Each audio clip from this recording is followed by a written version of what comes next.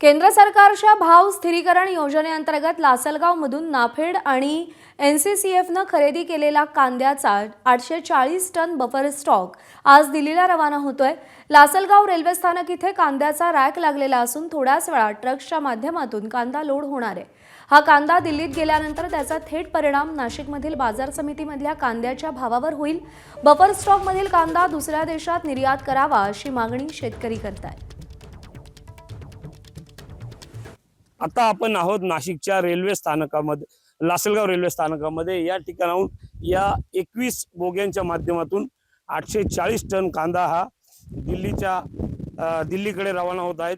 याच पद्धतीने निफाडकडून देखील गुवाहाटी व इतर प्रमुख जे शहर आहेत त्या ठिकाणी हा कांदा रवाना होणार आहे। कुठेतरी ग्राहकांना दिलासा द्यावा या मागचा केंद्र सरकारचा हा हेतू आहे। मात्र या निर्णयामुळे नाशिक जिल्ह्यातील शेतकरी जे आहेत त्यांना मात्र आता चिंता वाटू लागलेली आहे। दिल्ली सारख्या शहरांमध्ये ज्या वेळेस कांद्याची आवक वाढेल त्यावेळेला मात्र भाव, नाशिक जिल्ह्यातील कांद्याचे जे भाव आहे ते कमी होण्याची शक्यता आहे। कुठेतरी शेतकऱ्यांना आज 3500 ते 4000 रुपये इतका दर मिळतो आहे। हा दर देखील शेतकऱ्यांना परवडणारा नाहीये, परंतु भाव वाढलेले असताना केंद्र सरकारने हा जो निर्णय घेतलेला आहे हा चुकीचा आहे असं शेतकरी व व्यापारींचं या ठिकाणी म्हणणं आहे।